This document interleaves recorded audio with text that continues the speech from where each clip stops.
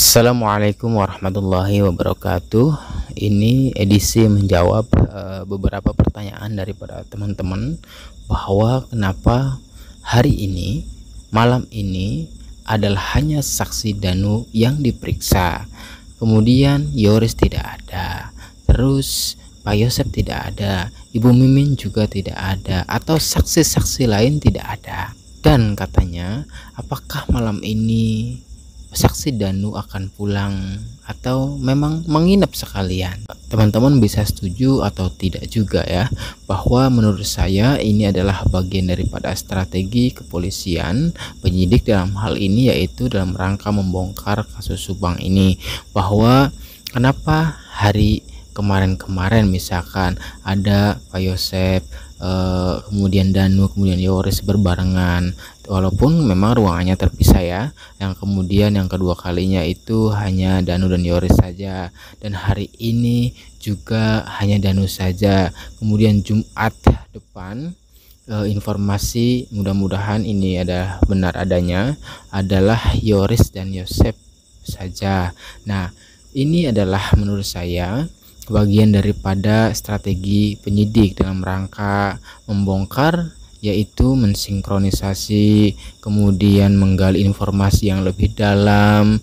Kita tahu bahwa memang saksi Danu kan ada beberapa andil di dalam media tersebut, misalkan yang barangkali ini didalami lebih jauh oleh para penyidik tersebut, bahwa mulai dari hari pertama, misalkan apakah pada malam kejadian itu Danu itu benar-benar ada di rumah atau tidak. Misalkan ada konfirmasi dari ibunya bahwa Danu itu memang tidur di rumah, tapi ada sebagian kabar berita bahwa Danu itu misalkan ke warnet terlebih dahulu, baru kemudian pulang ke rumah dan tidur.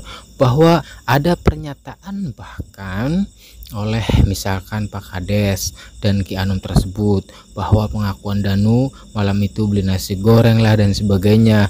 Maka memang ini kan harus dijawab, harus disinkronisasi, harus dikonfrontir, bahkan apakah atau siapa yang benar dari kesaksian dan pernyataan tersebut.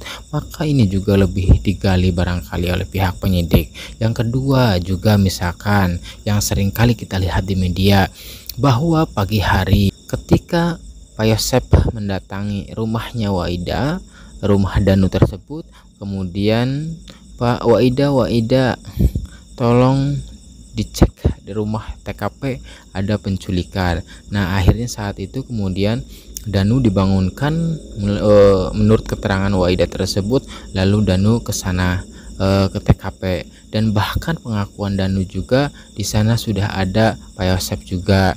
Nah, pengakuan Danu di sana akhirnya masuk bersama Pak Yosep.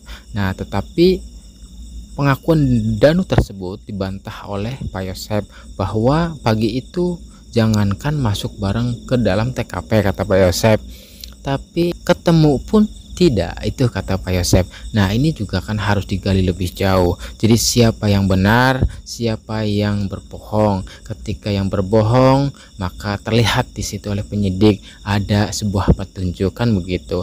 Terus lagi misalkan tanggal 19-nya, bahwa Danu itu kan pagi hari disuruh menjaga TKP oleh Yoris itu, yang kemudian ditemani oleh misalkan Wahyu, Kosasi, Opik, dan bahkan tambahannya adalah Pak Dedi itu. Ketika sedang menjaga, ternyata ada Banpol Uci yang diduga saat itu pagi itu, yang kemudian Banpol Uci itu mau masuk ke situ. Akhirnya Danu mengikuti dari belakang, dan Danu itu memfoto dan melaporkannya pada Yoris tersebut. Nah, ketika depan TKP itu, Danu disuruh membantu. Ayo Danu, katanya, bantu saya untuk nguras kamar mandi, katakan gitu.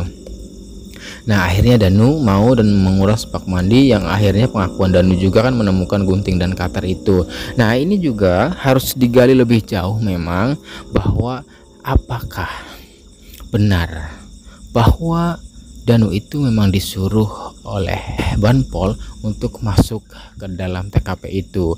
Nah, pertanyaan selanjutnya, siapa yang menyuruh Banpol UCI tersebut, ya kan. Kita tahu bahwa wawancara Banpol UCI dengan Pak Kades itu yang nyuruh Banpol UCI itu kan Jatan Ras, sehingga jelas barangkali di situ digali lebih jauh keterangan-keterangan yang Danu lihat saat itu, yang Danu dengarkan saat itu, dan barangkali keterangan-keterangan ini akan bisa mendalami siapa atau bisa membongkar siapa pelaku dan dalangnya. Pastinya Danu akan lebih digali lebih dalam oleh pihak penyidik Polda Jabar tersebut. Misalkan antara ketidaksepahaman antara Yoris misalkan dengan Pak Yosep, dengan Ibu Mimin, dengan Yanti dan sebagainya. Misalkan Yoris mengatakan bahwa papa itu boros, kemudian papa itu lebih dominan ke istri muda lah. Juga sebaliknya, misalkan yang dilontarkan oleh pengacaranya Pak Yosep juga bahwa Yoris itulah pemarah lah dan sebagainya, pernah membawa golok tumpul lah gitu.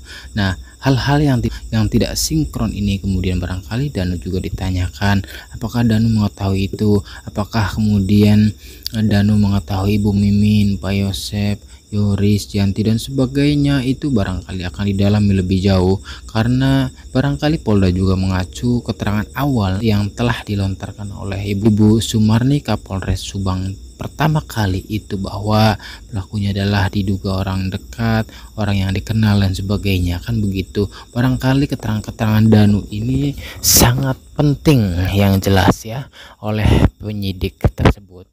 Juga termasuk nama Danu yang kemudian diduga mengetahui itu, yang katanya Danu itu sebenarnya mengetahui lah dan sebagainya, sehingga ini juga kan nanti akan didalami oleh penyidik.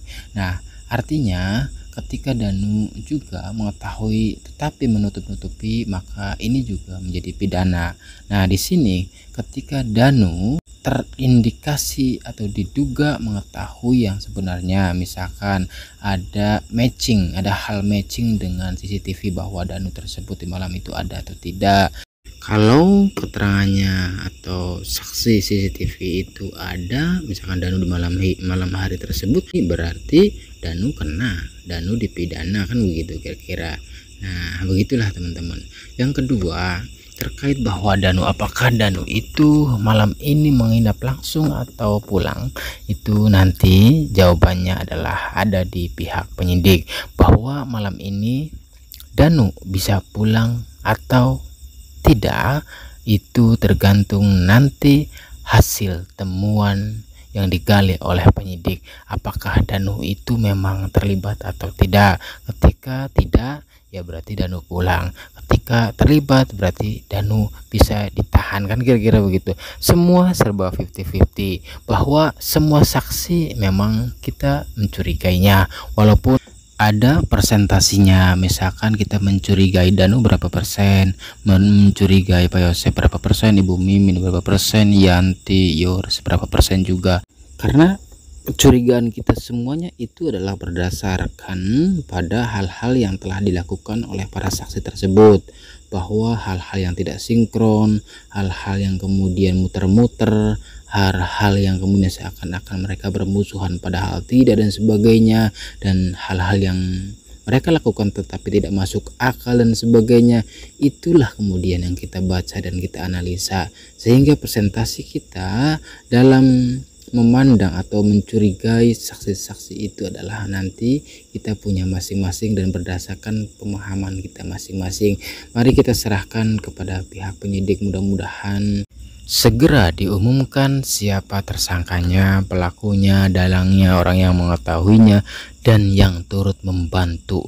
Itu yang membersihkan TKP sampai bersih, itu yang membersihkan jejak dari jasad korban itu. Kemudian hal-hal yang menjadi barang bukti yang menuju alat bukti itu dihilangkan, bongkar semuanya. Wassalamualaikum warahmatullahi wabarakatuh.